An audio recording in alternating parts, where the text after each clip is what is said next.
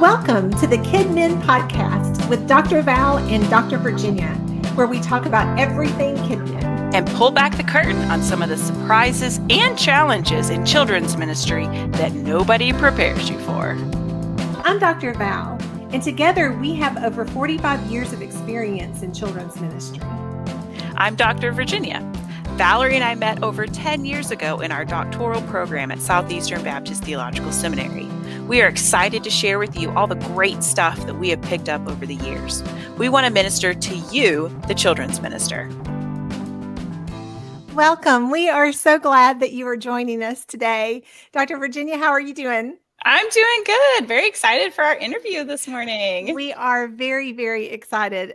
You have heard us mention our guest previously because we, in one of our very first episodes, talked about resources. And Virginia and I have a resource that was written by our guest that we love and have loved for a very long time and have used a lot and recommend to people about preschoolers and teaching preschoolers. And so we are so very excited to welcome Mary Ann Bradberry to the podcast today.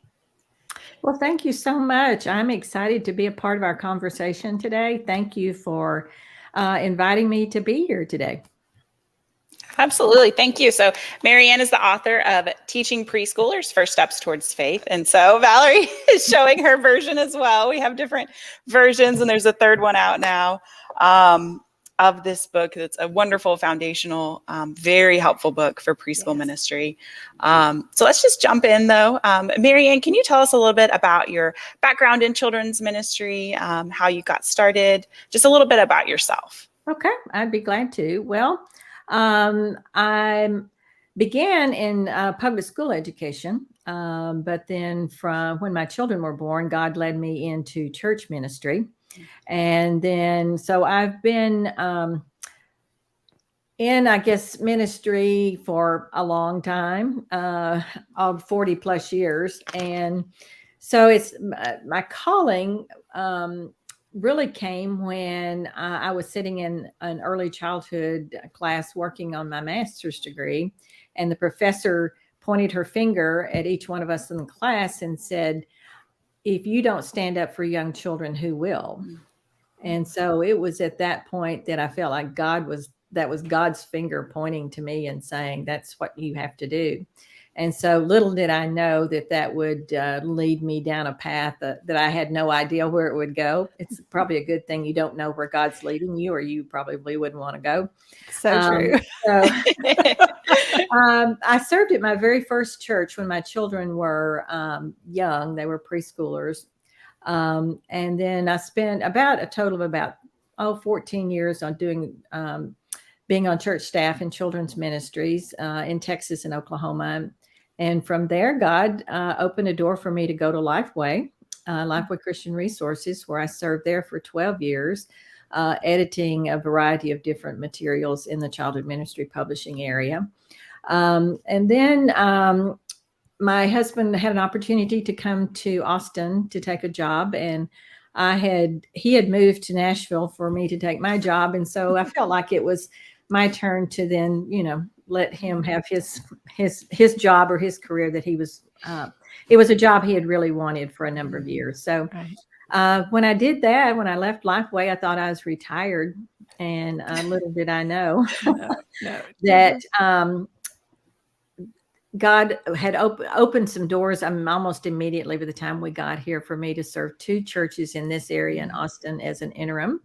And then after that, I was approached about taking a job as the executive director for Texas Baptist Church Weekday Association, which provided training for early childhood teachers in church programs across the state. So I did that for about 8 years. Then I have a granddaughter that was born and decided that I really wanted to spend more time with her. So I retired from that right before COVID hit.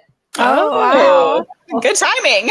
Yes, right. So that allowed me to then be able to care for her and have Grammy school for about 18 months when I had her full time. And so that's basically where I am now. She's now in kindergarten, and God just keeps opening doors for me to do more training and lead more conferences and do things like this. Oh, that's wonderful.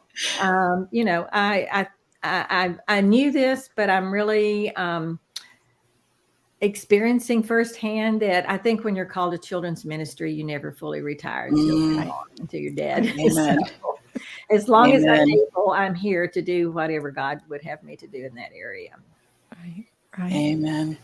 That's the exciting thing about a calling. I think Exactly. it's something that's built into us that God's given us, and so it just naturally happens wherever He places us. He gives us opportunities to use these talents and gifts that He's given us, and we just have that desire to work with kids, to work with parents, to work with families. And that's the difference between a job and a calling. Yes. Mm-hmm. I think. Yes. Yeah. Gets in your DNA. Yeah, it does. Yeah. It sticks with you wherever you go. Yeah. You cannot not do it. Yeah. Mm-hmm. Mm-hmm.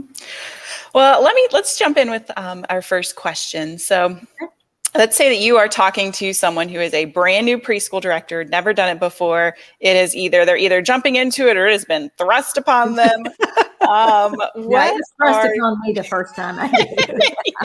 That tends to be what we hear a lot. What are your top 3 recommendations for that brand new preschool minister? Oh, I love to do.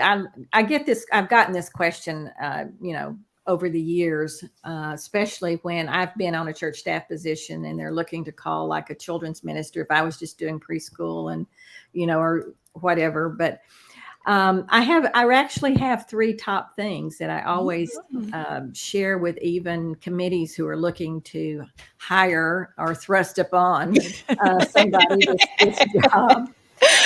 The first church where I served, I made the mistake of going to the minister of education at that time. That was what they were called.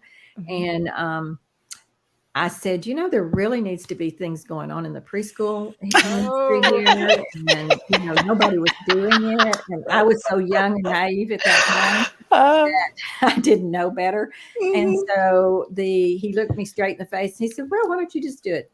Yeah.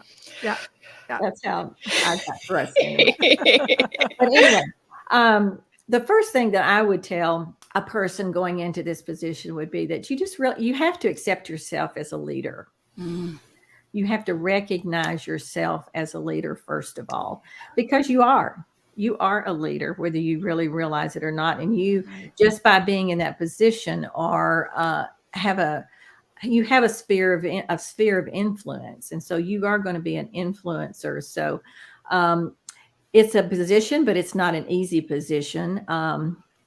And you have to have a passion for what you do. But I think, first of all, you've got to just recognize yourself that you are a leader and kind of look at what you think your strengths are and what your weaknesses are. You need to realize that you can't do everything yourself. That's one of the mistakes I think a lot of people make, and I made it, is that you think you can do it all. And you can't, because you don't have the strengths in all the areas that it requires for this position. No one does. No, there's not anyone that has the ability to do everything. We're created to work together, and so. Exactly. So first of all, just accept the fact that you are a and that you are going to have the ability to influence people. The second thing I would say is that your first job is to begin to build relationships with the people that you're going to be leading. You've got to connect with them. You have to be intentional in connecting with them. Listen to them. Nobody wants to have someone new come in and just immediately start making changes and say, we're going to do blah, blah, blah, blah, blah, blah, blah, because change is hard and nobody likes change. So take time to listen to them and connect with them. John Maxwell, who's one of my favorite leadership gurus, has a statement that says, walk slowly through the crowd.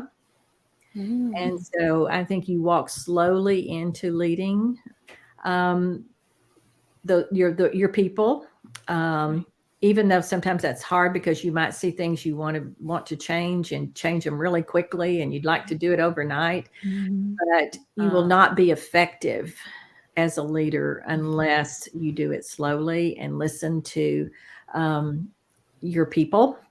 And then don't make any changes within the first, I used to say 6 months, But things change so quickly nowadays that I would say don't make any changes within at least the first 3 to 4 months, because it will be hard for people to accept those changes quickly. The third thing is, I would say, be child-led. Learn everything you can about child development, because it's going to be hard to lead a ministry that is a ministry to children if you don't know the child. Mm-hmm. And this is one of the things that I have seen, not necessarily maybe a mistake, but maybe one of the things that's made ministry hard for some preschool ministers or directors is they're not sure about what's appropriate for children. And so I would just say, be a lifelong learner, learning everything you can about that child that you're creating a ministry that's going to be for that child. Virginia and I actually just finished recording a series on child development and spiritual formation. And we were joking through the whole thing that we were really geeking out because we love to study and to learn about child development. We really enjoy that so much. And I think that a lot of times preschool children's ministers feel so pressured for events and programs that they really don't spend time focusing on the important because of the urgent. They tend to focus more on those than to really realize we're teaching children. So we really need to know how they develop and how they learn. Absolutely. Absolutely. And kind of as a side note too, what I've shared with committees or teams who are looking to hire or call a preschool minister is the fact that, first of all, if they've got to love God, amen, and they've got to love children. Mm-hmm. If they don't love and have a passion for children, then I don't think they can be successful. I think they'll be totally frustrated, because then it just becomes a job of doing programs or activities, like you were mentioning. Right. And we have enough programs and activities. Yes. We need a passion for children. Right. Right. So one of the things, whenever we recently got back from the ETCH conference, and I heard you speak a couple times there, which was super fun. And so one of your topics you spoke about was play and the importance of play. So how is play central to the learning of young children? Oh my goodness. Have we got all day? And I think you were in my conference on my session on brain development. Yes. As well. And I may have mentioned in there, I don't know, but I don't remember, but talking about brain development and play and nature, which we'll kind of probably touch on too here as we talk more about play, are my three really top topics and priorities that I have personally now as I do training for teachers and even parents, because I think these are the three top things that children really need today. But play's critical. Mm-hmm. I don't know how to put it any more succinctly than that, is that it's critical. It is critical for a child's healthy development. Now, a child will develop, but it may not be in a healthy way, and it may not develop healthy in all of the areas of development. But to me, it's just critical. And the research is just so clear when it comes to that. I mean, I just don't know how it could be more clear if you've read anything at all. It doesn't even have to be in the educational research or the theological research, or just out there. It's just becoming so general knowledge that play is just so critical for healthy child development. And I don't know why we can't get that. I don't know why we can't get it, that we still don't seem to be getting it. I hope that trend is moving a little bit toward more people understanding the importance of play. But to me, it's just critical. We've got to get this play piece right. Yes. Yes. For us to have healthy children. Well, and that's one of the reasons why I've always loved your book so much. And a lot of times when you're looking in the church setting, Mhm. when teachers are leading preschoolers, there's either free play where they're just letting them play with anything in the room at any point, and or they are actually trying to force them to sit and listen to a lesson where they're teaching and almost trying to lecture to them. And then they get frustrated as to why they don't understand, why they can't get the preschoolers to sit and listen, because a lot of these are volunteers with no educational background whatsoever. And so they have this picture in their mind. If they're teaching, they have to be sitting in front of the group that are sitting at tables and listening. And Absolutely. so the concept of teaching through play, I think, is something that there's a disconnect for a lot of people. That's right. I think there's the disconnect because people don't know what they don't know. Mhm. Mhm. And I think with the information that's out there on play today, that people think they know what play is, but they really don't know what play is. Does that make sense? Mm-hmm. It does. Because play is one of those things that's really hard to define, because everybody, when you hear the word play, almost has a different concept or a different definition or picture of play comes to mind when they hear that word. A lot of times when people hear the word play, they think it's organized sports, or they think it's just an activity.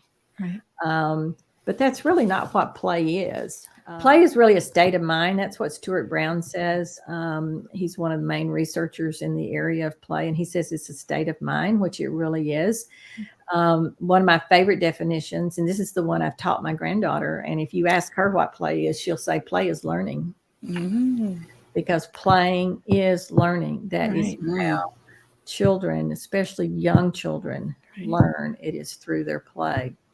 One child a teacher shared this with me, that they were talking about play, and he just said, play is what I do when everybody stops telling me what to do.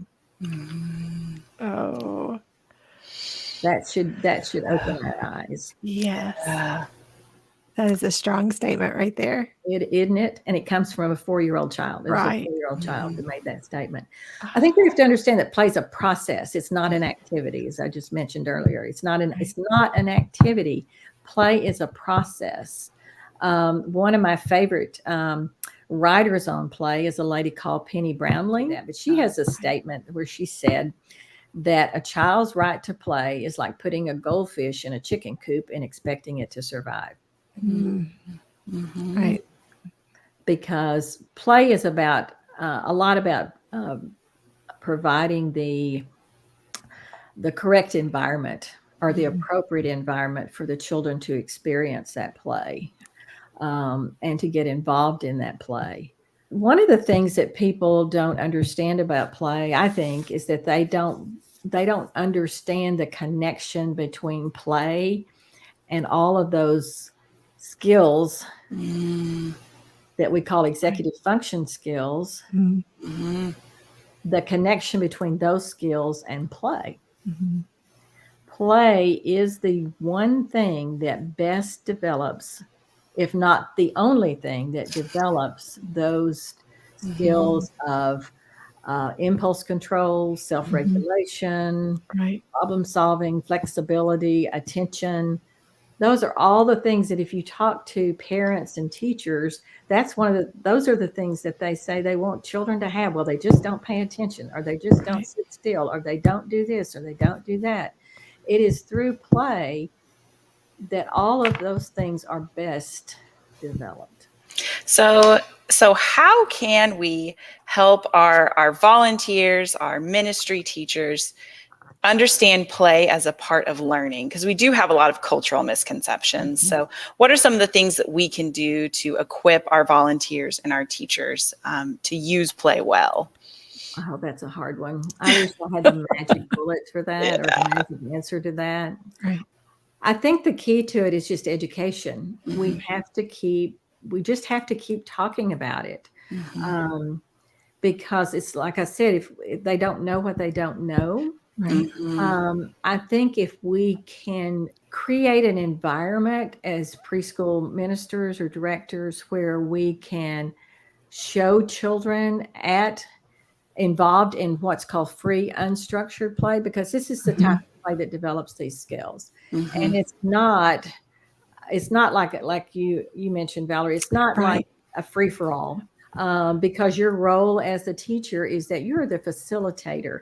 I've almost come to not like the word teacher, simply because of what Valerie was sharing earlier, is that our connotation of a teacher is that you're going to sit down and I'm going to tell you something. Right. And if you don't sit still and listen to what I say, then you're not learning. So we've got to re-educate to what the role of the teacher is. And the role of the teacher is really to set up an environment with some unstructured, open materials that nowadays are being called loose parts, and allow the children then to make their choices and decisions about and use their creativity to play. Right. And as you listen, as you watch, we have to be observers. I think with one of the things we have to teach teachers and parents is that they need to be observers of their children and to be quiet.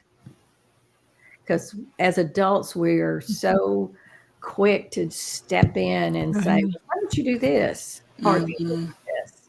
Or let's try this. And not that you would not ever do that, but if you just step back and allow a child to create and to listen to what what maybe he's talking to another child, or just talking to himself, or even talking to you, by just being present, then I think you will see the joy that comes. When I really began to do more research in the area of free play, and especially the idea of being in nature or outdoors, or in a concept known as outdoor classroom, and observing children, what I saw when they were in those types of environments is that they were joyful. We don't see joyful children today. That's one of the things that breaks my heart, is that we don't see joy in children today. If you just look around, and I don't care if it's a church, if it's in a grocery store, or wherever, you don't see joy in children. In most children, I won't say in all, but in most children, you don't see them smiling. You don't see them enjoying life. They are stressed, having meltdowns, all of those kinds of things. You have to just keep talking about it. It's just one of those things you have to be as a leader. It's one of those things when I was talking about being a leader, is that you have to be passionate about it yourself. If you don't like children playing, especially in this type of environment, having some choices and making decisions and problem solving and cooperating and all those kinds of, if you are not passionate about seeing that in children, it's going to be hard for you to convey that to teachers and parents. Right. I think there are parents, some of the young parents that I have opportunities to be around are becoming concerned that their children are having meltdowns and all these challenging behaviors. And I had a mom say to me once, what do I do? Why is she doing this? And I said, how much free play has she had? And she said, I don't know. She's at school all day, or she was in daycare all day. She says, I don't know. I said, that's the first thing you need to find out. Children need 4 or 5 to 8 hours of active free play every day. And that's a lot. Right. That's a lot. And 4 to 6 hours of that actually should be outdoors. Which is not happening a lot these days, because of either living situations, or people being concerned about safety, or parents feeling like they don't have the time to be outside with their kids to monitor them. And so they are focused more on television and video game type things that they can play and do inside. And parents have to work, and but it comes down to being intentional about the time that you do have. Yes. That if you just have an hour where you can get your children outside and letting them play and enjoy, and don't guide that play. Just put them in an environment that is safe or that you've created, and just let them go. And take the words "be careful" out of your vocabulary. Well, and one of the things that always frustrated me when I was working with leaders is that they would have this tendency to want to have that control. Yeah. You know, telling young preschoolers, no, on that picture, the grass has to be green. Or I would walk by the hall and you would see all of the artwork that's seen in the hall, and they all look exactly the same and they're all perfect. You know, all the fish have the eyes where they're supposed to be and the gills where they're supposed to be. And I'm like, okay, a 3-year-old didn't make that picture. This is something the teacher did. That's teacher art. Yeah. That's not even play. That's No. not even play. That doesn't even fall in the same category in my book. No. And it doesn't even fall in the same category. No. Yeah. So let's talk a little bit more about that outdoor free play and balancing considerations, you know, as a preschool director with things like safety and liability. We do have a playground at our church, which is pretty, I mean, I'm going to use the term playground loosely. It's an enclosed patch of mulch with some little riding toys and some climbing things. It's very, very basic, but it works, does the job.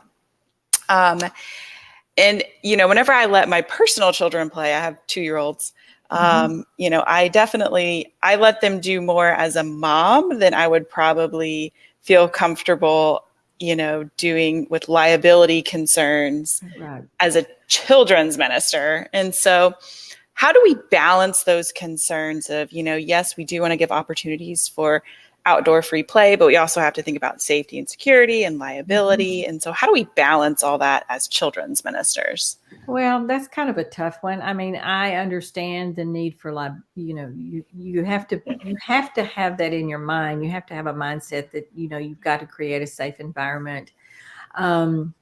I think it just comes down to creating that outdoor space, like you were talking about, you know, the mulch, the riding toys and stuff, which to me sounds wonderful. You know? Because that's where children can really explore and discover what they're capable of doing. I think we have to, as preschool directors, we have to keep that in our mind of the stability, the, you know, security and all of that. But I don't think it's something that we have to necessarily always convey to the point that we are making children fearful. And that's what I see happening sometimes is that, you know, oh, we can't do there because we can't go over there because, you know, blah, blah, blah, blah, blah. We have to be careful over here. Okay? You may know that in your mind, but to say that out loud to children automatically makes them anxious. And when children start exploring, like if they're climbing on, let's say you've got some rocks, which make people cringe. But let's just say that there's some rocks over here and the children are wanting to climb on those. Well, in the back of your mind, you're saying, oh, I better tell them to be careful. Or, you know, are they really safe doing that?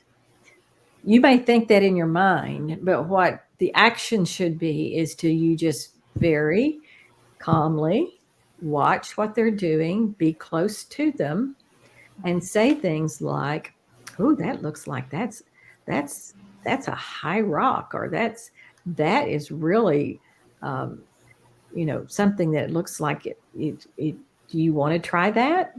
Or say to them, I'm right here if you need help. Because most of the time children know their own limitations in their bodies, and they need to challenge their bodies in order to thrive. And we're not allowing children to really see what they're capable of doing. And that's really key to brain development as well. Because through this it can be indoors, but I think primarily outdoor play that challenges them and offers some risk allows them to know what they're capable of doing. And once they learn what they're capable of doing, what their bodies can do, they are actually safer. So again, it's just a matter of weighing what you think is the most important? Mm-hmm. And are you going to allow certain things for the children to explore and discover, and knowing that you're going to be, or a teacher's going to be there to observe them and to be close by them and to let the child know, I'm here if you need help. Mm-hmm. That's one of the best statements that we need to get parents and teachers to using. You know, that looks like could be kind of hard, but I'm right here if you need help. Mm-hmm. Or I'm so glad you're trying to do that. Just let me know if you need any help. I think one of the great things about your comment too is that the leader is interacting with the preschooler while they are outside. They're close by. They're talking with them. They're doing these activities along with them, as opposed to being in a corner with a group of adults talking while the kids are just randomly playing. Thank you for making that point clear. That's exactly what the role of the teacher should be, is that you're going to be right there, not hovering over them, Right. but you're going to be a distance where you if you saw them start to, fall and get into a situation which would really be dangerous or hazardous, you're right there. But if you're over on the other side of the playground visiting with another teacher or something like that, then you're not going to be there to help them if needed. So just getting that mindset into parents and teachers automatically gives you a safer environment. Mm-hmm. Recently, we took our own children to our community playground, which is a really nice playground. We've got a good playground. Our children are 2, not quite 2.5. And we let them, my daughter wanted to climb up. It was like a rope thing, that kind of like a spider web. And so I just kind of stood there and just let her try it. And I was so surprised. I thought she's going to get stuck. She's going to like fall through these holes, but she didn't. She just climbed. She just scuttled right up. Yes. And she talked about it too. Like she was so proud. Like she talked about doing the ropes on the playground, for days afterwards. And so she's, asked to go back and she wants to do the ropes. And so it was. Herself, and she found out she could do it. Yeah, I have a similar story about my granddaughter, is that there's just a small playground, and it had kind of a similar thing to what you were talking about, but it was like that hard plastic, but it was a round structure, and you can climb in and under and all that. At different times, she had tried climbing to certain heights. Well, she'd get to a certain height, and then she would get on top of it. But right in the center of this structure was a round disc about like this. Right. And I knew she wanted to get up on that, but she would hesitate.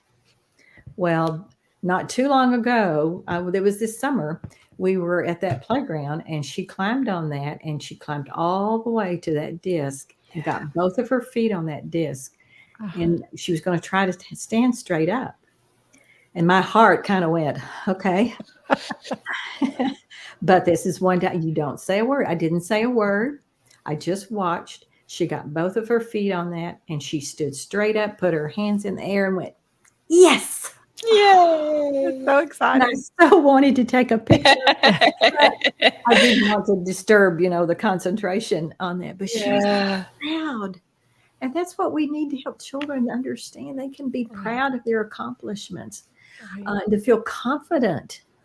And that's what comes from this type of play. Right. I think we often forget, and Virginia mentioned this in our previous episode when we were talking about childhood development and their brains and the way their brains develop. When you really instill that spirit of fear early, how long that will continue through, because of how it changes the way you look at the world and look at how you interact with the world. It changes the brain. Yeah, it does. And then that's a really hard thing to overcome as children get older. I think we forget that is something that we really have to think about as we're working with these really young children, that we don't want them to have that fear of always being afraid to try new things, do new things. I can't do this. I'm too small, or I'm too scared, that type of feeling. And that's the key to resiliency too. If that sense of fear plays into whether or not you feel that you can keep going or you keep trying, when you face different things. Yeah. I really just like to tell parents and teachers just to take the words "be careful" out of your vocabulary. And it's hard. And I try to do that, and I still catch myself at I times. know, it's almost reflexive. I know. It's just Almost without thinking, because it's so ingrained in us. So yeah, just take those words out of your vocabulary and use things like, well, I'm here to help you. If you need help, let me know. And that gives the child more a sense of security of knowing there is an adult there if I need them. There's somebody there if I need them. Right. Yeah. One thing that I read recently, another one, was something to the effect of like, what's your plan, or like, what's your next step if they're, playing somewhere or doing something that we feel is kind of dangerous or risky, saying like, okay, well, what's your plan? What's your next step? Right. And let them explain what they're thinking and what they're thinking about doing before we just assume that they don't know what they're doing. This is dangerous, so on and so forth. So. But they do know pretty much. They have somewhat of a plan because they're problem solving. The perfect example of problem solving. Of, okay, how am I going to get from here to here without falling, or how am I going to get to that next step on that rope ladder? As we talked about, we love talking about kids' brains and kids, brain development and that sort of thing. So if you can only share 3 things with children's ministry leaders about children's developing brains, what 3 things would you share? Okay.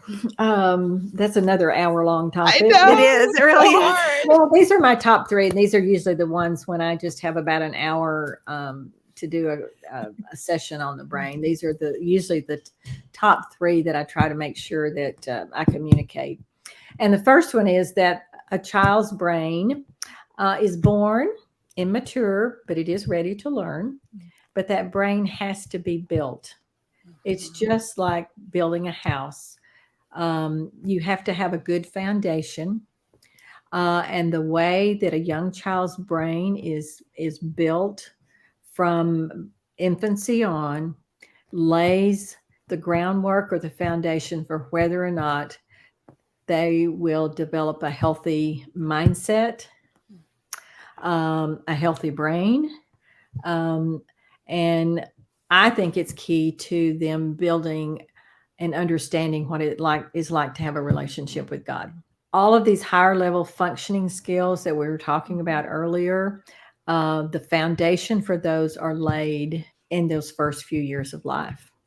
We know that about 90% of the child's brain is developed by the age of 5. That is the adult size. Not that the connections are not going to change, and wiring you, all of that is neural pathways will be developed as they grow and develop. But 90% of that is laid in the first 5 years of life. And to me, that is so critical for us to get those first 5, 6, 7, 8 years just to get them right. But within that development of the brain during those first 5 years, we have to remember that the brain is built from the bottom up, meaning that the lower parts of the brain, from the brain stem, those parts of the brain known as the emotional centers of the brain, are the ones that develop, they're actually in control, because they're in the center, kind of at the bottom in the center of the brain, and they are functioning from birth. So young children start to we all start to store those emotional experiences from birth. So it is so important for us to remember that we operate out of our emotional brain during those first few years. The first 3 to 5 years of life, children live in the present or in the moment, which is living out of the right hemisphere of the brain. So the brain is really designed to feel and act before it is to think. Allowing children to live in the present or in the present moment allows them to stop and smell the roses, pick up the ladybugs, all of those kinds of things, which are so important then that tie back to play. Right. See how all that connects? I just get excited because it all just connects together. Oh, it's so cool. And you talking about, young children living in the moment. I'm just like, that is where we are at with our children, with our twin 2-year-olds. It's like, yes. Everything you're saying is describing my life. Yes. Well, and we as adults don't do that, or not very many of us do. No. We live in the left side of the brain, which is the analytical, Mhm. analyze everything, get all the ducks in a row, organize everything. And that's very frustrating for children because we don't allow them to be in the moment and to function in the moment as they're designed to be. Number two is that how we build this brain, the brain is built through experiences. And the types of experiences that young children have affect the quality of the wiring of the brain. And we would hope that all the experiences are positive. Unfortunately, not all those are positive. And so we have to step back a little bit and realize that when we are working with children or ministering to children, is that we have to realize that some children are really affected by the negative experiences that they encounter. If they encounter are in an abusive environment, both physically, emotionally, or in a neglectful environment. I think I mentioned the idea of adverse childhood experiences at the conference, and that's another whole thing that when children experiences chronic stress during those young years, especially, their brain becomes wired to just expect that that's how they will be treated. Because the brain likes predictability, or it can predict or does predict. So based on prior experiences, then the brain of a young child in those types of settings learns to predict that I'm going to be abused, or I'm going to be neglected, or, whatever. So we can talk about providing all those positive experiences, but we can't fail to realize that, especially today, so many children are experiencing that chronic stress. Right. And my fear is that their brains are being wired for their anxiety, all those mental issues that we're seeing so prevalent today, even in young children. And one of the latest studies from the Center on the Developing Child out of Harvard is that even infants can experience depression and really deep sadness. And it breaks my heart, because then that kind of leads me into the third thing. The brain needs and seeks relationships. And this really is key to some of those negative experiences that they might encounter. We're wired for relationships. God wired us for a relationship with Him. It's key to who we are. And it's in those early years when children can experience that loving, nurturing care, that they develop that secure attachment. And the research shows that if a child has just that loving, nurturing, secure attachment to just one adult, it can make the difference in some of those negative experiences they might encounter. But the research of Dr. Dan Siegel in books like The Whole Brain Child and some of those others that he has written, and which I would recommend, they're not Christian books, but great books for learning about the brain. Relationships are a kind of experience, and it's an experience that will change the structure or the wiring of the brain. So that would be my top three. And I can go on and on, probably about either one of those. But well, we wish we could go on and on because we enjoy it as well. Yeah. So. Our last question also comes from the ETCH conference. At the conference, you mentioned the heart-brain connection. And you talked about how there are more connections going from the heart to the brain than there are the brain to the heart. So the heart is communicating more to the brain than the brain is to the heart. Right. So can you tell us a little more about that?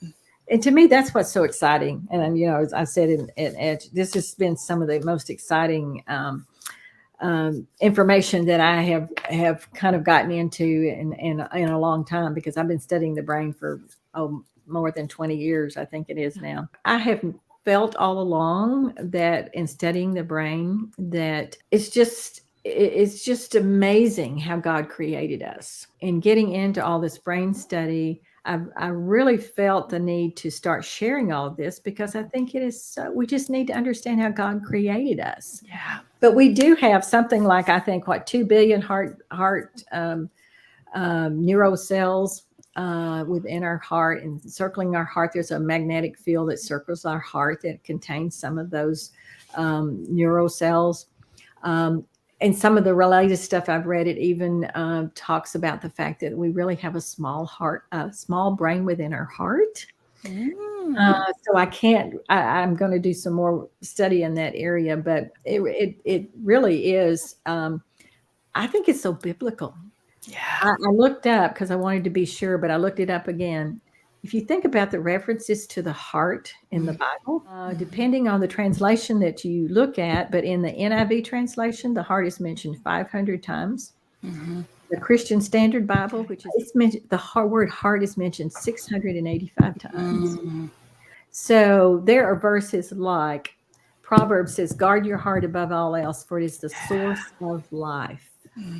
Another one that I really like is Matthew 6:21, "For where your treasure is, there your heart will be also." So think about, for where your treasure is. If children are a treasure, then they will be in our hearts. But more importantly, if we can touch and connect, we're back to that connect relationship piece. If we can connect to the hearts of children, that information from their heart, those feelings that they have in their heart, that nurturing, loving, caring feeling they have in their heart is going to travel to their brain. It's going to repeated experiences like that will change the wiring and the structure of the brain. And then that, in turn, affects their minds. So Colossians 3:2, I think it is, it says, "Set your minds on things that are above, not on things on the earth." The way to help our children set their minds on God is through their heart. We finally have, not that we needed the proof, not that we needed the research, but we have finally come to, I think, the point where we can say, yes, connect to the heart, and you are going to change the brains of children. Yeah. And I think adults too, but we're talking about children. So the key to teaching children, to me, is it just boils down to, you just got to connect to their hearts. See, and I think that comes full circle back to what you were saying even earlier, is that when you're talking about not really thinking of yourself as a teacher anymore, where you're trying to impart knowledge, but you're building a relationship with children to help them understand. There's such a big difference when you look at it that way and you see what effect the heart has on the mind and what children can learn and understand. I really try to drive home that point whenever I'm doing any type of training, is that your number one job is to build a relationship. Your number one job as a teacher, is a parent even, I think, is to build that relationship. Is to build a relationship, because God wired us that way. Oh, well, Mary Ann, thank you so very much for joining us today. Thank you for asking me. It's been so interesting and so helpful, and just practical information for us as we're leading our ministries, as we're working with our children. If there are any listeners out there who would like more information or would like me to give specific resources, they can contact me through Facebook. It's just Mary Ann Bradberry on Facebook, and you can also contact me through Messenger that way. Just mention that you heard me on this podcast, and I could maybe give you more specific research about maybe what you're looking on. Now, are you going to be speaking at any other conferences coming up that you'd like to promote? Let's see. Am I speaking anywhere? I'm going to be speaking in Missouri in March. At Linwood Baptist Church. I was there in September, and I'm going back in March. So if you happen to be listening in that area, you could contact Linwood, and I'm sure they would let you come to that. Right. I'm going to be speaking. I'm going to be a keynote speaker at the what was the Texas Baptist Church Weekday Association. Now it's the Early Childhood Christian Network. They changed the name. Right. I'm going to be the keynote speaker there this summer. It's been a joy for me to be able to have this conversation with you all and with your listeners and helping to get the word out there. Thank you for being willing to talk about this particular topic and get some of this information. Oh, well, it's definitely been a lot of fun, and it definitely is interesting for us. So I know that it will be interesting for people joining in the conversation. And so, friends, we just thank you so much for joining the three of us today as we talked about this topic, and we look forward to talking to you again soon. Bye-bye.